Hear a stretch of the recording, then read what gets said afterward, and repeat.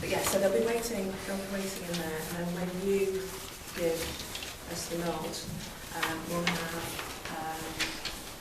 Emily, Kate, and Graham will be in the corridor, they'll be outside. Here we are stealing everything from the Spike just for our own dramatic ends.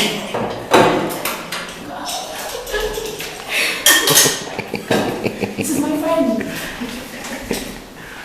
He's going to be in the play too. What part's he playing? Kevin. He's playing Jack. He's a bit more he's a bit of a bad actor, but he's great fun. A bit method, isn't he? Yeah. Just getting into character. No, that's me filming you. You scuzzy hoe.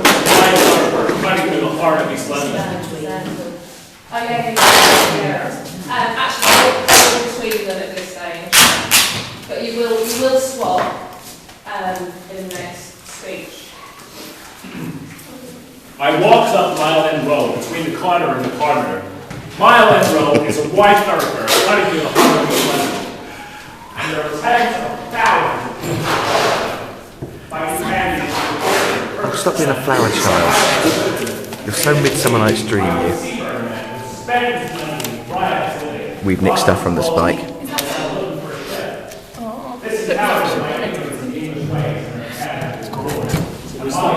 You start walking there. And you at that point you will start picking bits off the floor as well before he refers to it. Jonathan says we've nothing today. Jack goes into his second speech. You start walking forwards, and then you can end up in your positions downstage. And at that point you stop. Still walking, doing that speech. Mad! Totally mad. You can do that and then stop. It's nothing to do with the screen, she's just gone mad. And then when you're here, if you get... I was done for. I came out, we no son of help me, no business and no farming to my name. I had a chance to start again. Yeah, my friends drove all the way to Hill. I tried for work and I was putting up the stand for the first examination parade.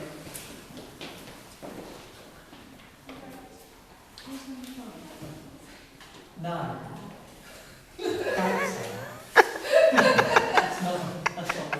Did you just say £4.95? Outside, wall to wall. It was a residential street. The workmen and their families existed in some fashion, up and down the street, just across from the workhouse. Each and every day, the queue for the Spike is the principal view from their windows. If a man may choose to sit on his doorstep and reflect, there is neither privacy for him nor the queue. At 6 o'clock, the line moved up, and we were admitted into groups of 3. So in the first 3, you stand in front of and then... Why aren't you on stage? Because I'm not studying. I'm studying the script because I'm a good actress and I'm just getting it together. By this deceit, they sometimes manage to acquire a further sixpence. A roar of applause greeted this time on the yard. Talking of country being good for food, I'd like to see it. Passed before I fell asleep. It was only 7 in the evening, and the shrill voices of children playing in the street continued until nearly midnight. The smell was sickening, and my skin crept and crawled until I was nearly frantic. Grunting, groaning, snoring arose like sounds emitted by a sea monster.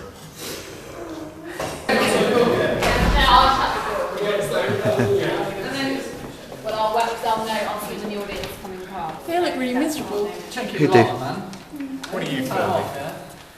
Scumbags. Oh, right. Just so I know.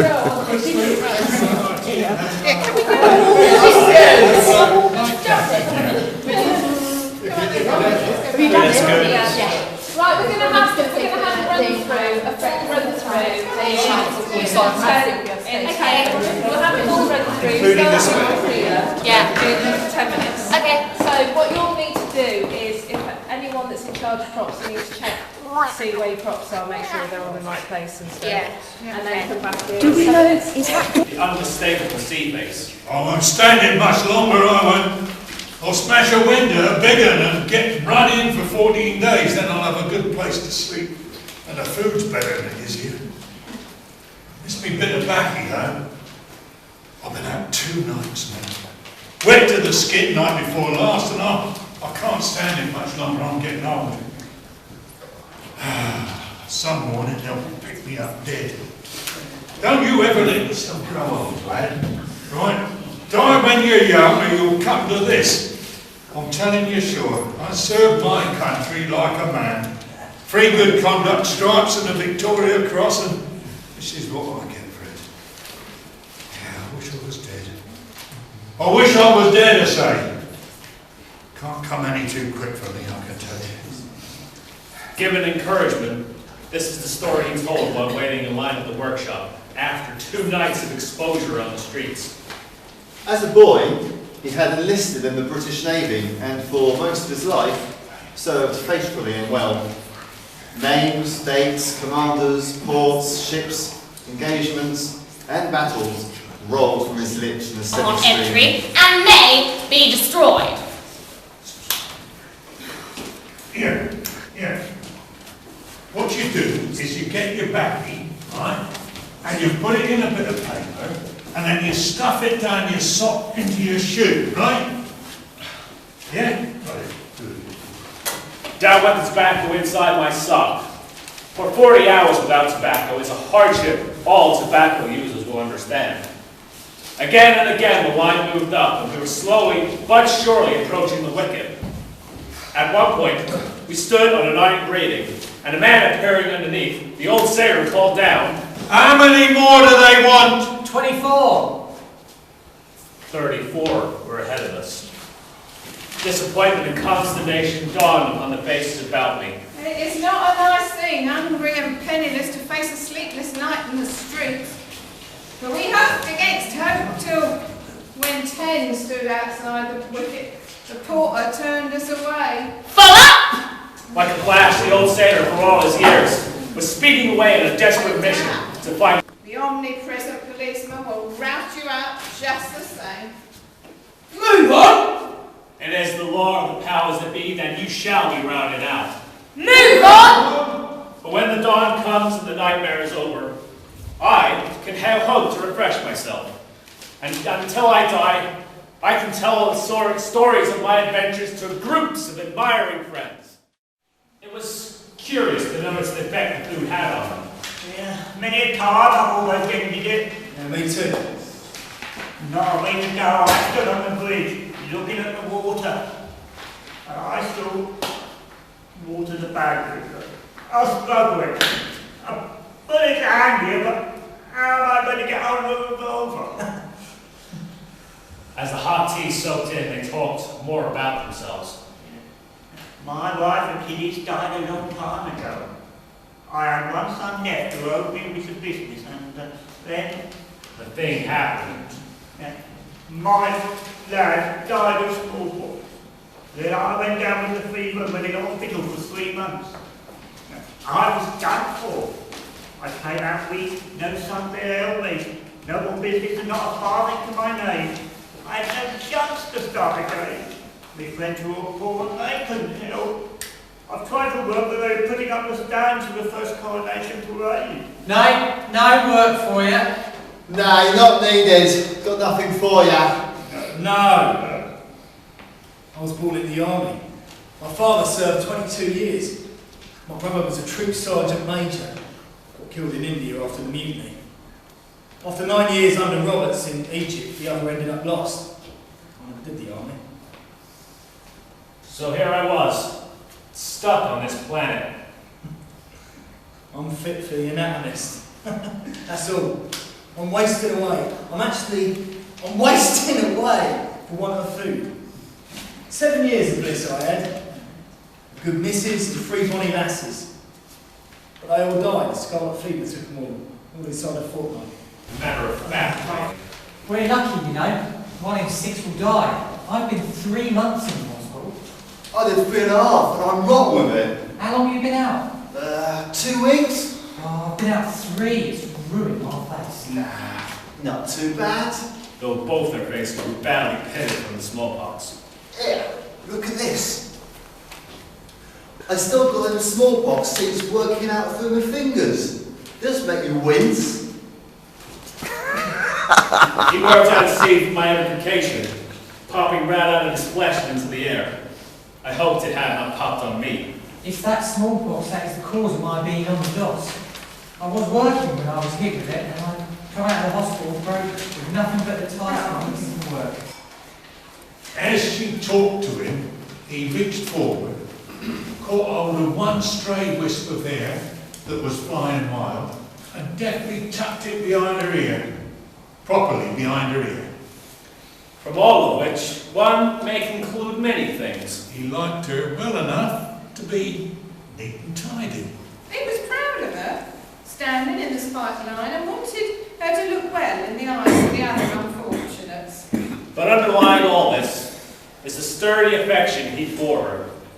Man will not bother his head over neatness and tidiness in a woman for whom he does not care, nor is he likely to be proud of such a woman.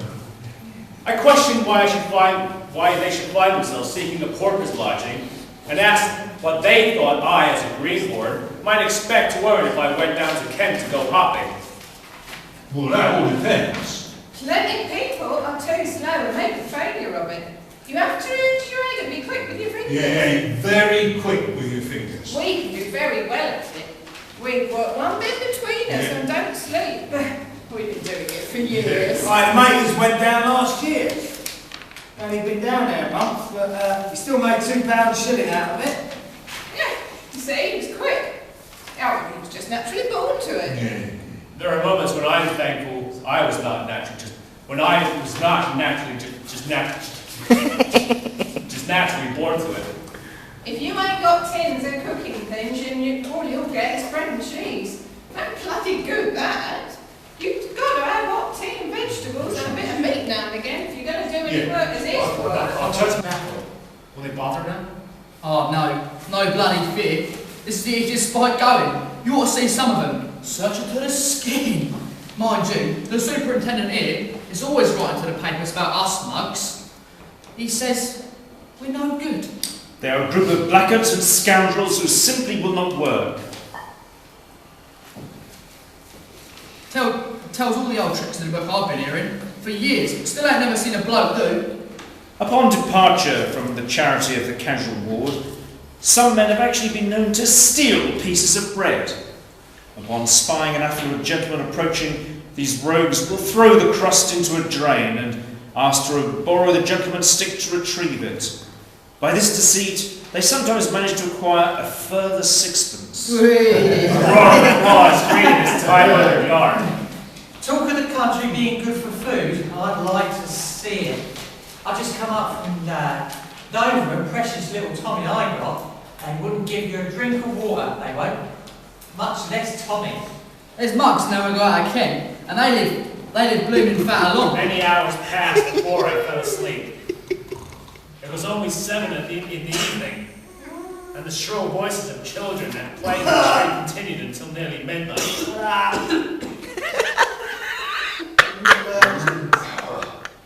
The smell was sickening, and my skin crept and crawled until I was nearly frenzied.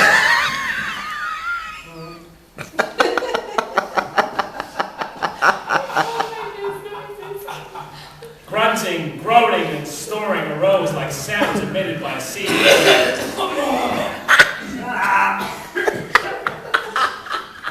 Occasionally, in the grip of a nightmare, one of his shrieks is enough.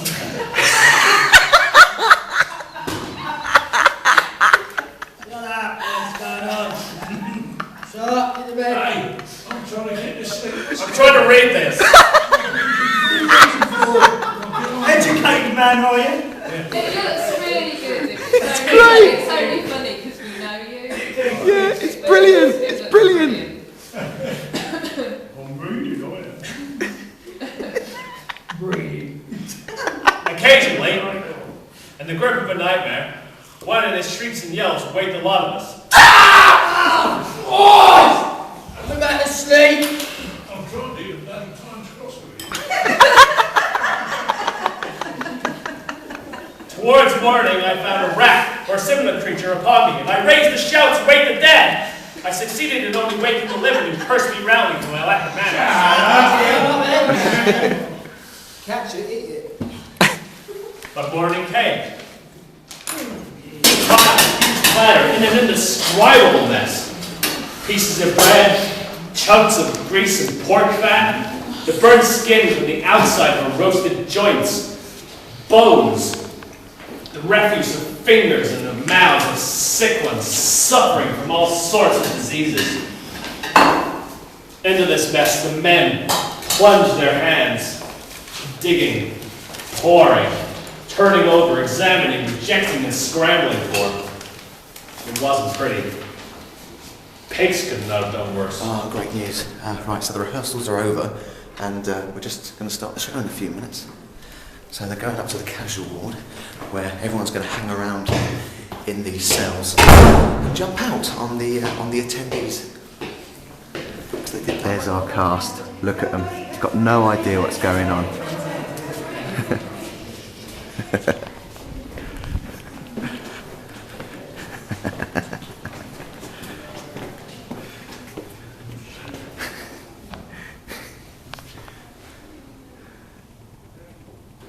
So exciting. Bunch of reprobates, look at them. You're going to trip them up as they pass by. Spit at them and stuff. Right. I'll go down the far end. Oh.